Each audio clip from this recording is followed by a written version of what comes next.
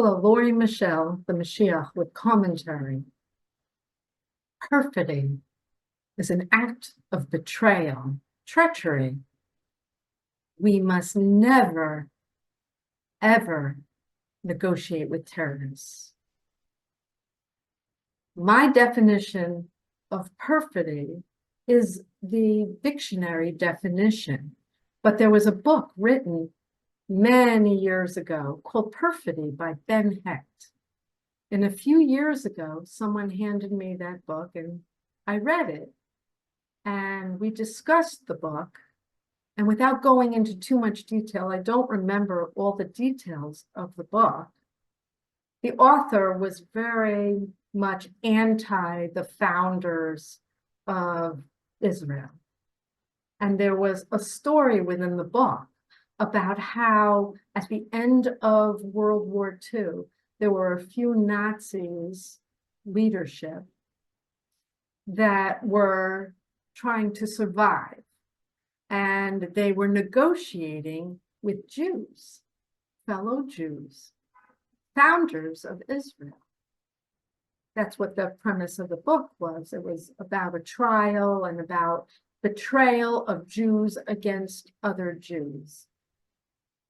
The long and short of it is, the Nazis were willing to save 1 million Jewish lives in Auschwitz. They even turned off the crematoriums and the gas chambers for a week or two to prove that they're willing to be good guys and save Jewish lives. What did they want in return? To live another day. Does this sound familiar? Hamas?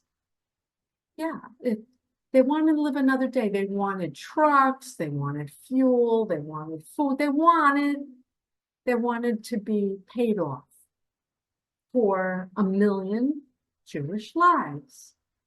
And when I discussed this with the person who lent me the book, I said unequivocally, they did the right thing. Never negotiate with the Nazis. It's good. Now I know World War II ended and those Nazis that were doing the negotiating were brought to justice. The 1 million Jews in Auschwitz, they perished, they died. Many millions died. But to negotiate with the Nazi demons, AKA Hamas, to save lives was a wrong-headed idea. That, in my estimation, it's not an estimation. Hashem is saying that is the definition of perfidy, treachery, betrayal. When you negotiate with terrorists, they live another day to do more damage to you and your families. So the example of such a negotiation that turned sour, the same way that the negotiating with the Nazis would have turned sour, many more millions of people would potentially have been murdered or killed had we negotiated with them. He says yes. Gilad Shalit. In 2006, he was taken hostage in Gaza and was held hostage for 5 years. And in 2011, they negotiated with terrorists, Hamas, and they gave up, Israel gave up over 1,000 terrorists. Sinwar, the mastermind of October 7th, was one of them. They gave them up to get one Jewish soldier to return home. At the time, I applauded the decision. I did. I thought, wow, us Jewish people, our Jewish family, we value life. I get it. Bring them home. I get it. But at what cost? At what cost did that Gilad Shalit deal bring us? It brought us October 7th.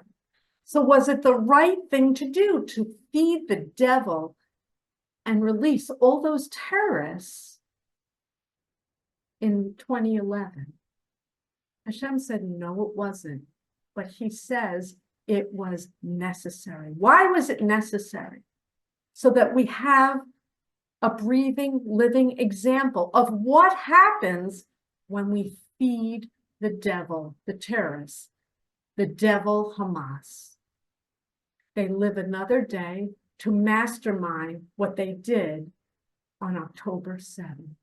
The worst mass murder of Jewish people since the Holocaust. So now here we are, ceasefire, ceasefire, negotiate, give up, 60 terrorists for each hostage. We cannot do this. Am I heartless? No, I'm not heartless. My heart is broken for everyone who's suffering. But we cannot feed the devil, or the devil will turn around and do more damage, more mass murder. They will do October 7th again and again and again. They've promised as much. Take them at their word. They want death to Israel and death to the United States. I would say to you, whoever you are, take them at their word. Do not negotiate. Finish them off. God bless you. God bless the hostages that remain in Gaza. God bless the families. And I pray for world redemption in our generation. And I pray that bring them home has an entirely new meaning for all of us one day. Shemayim, bring them home. World redemption in our time. God bless you. God bless Israel.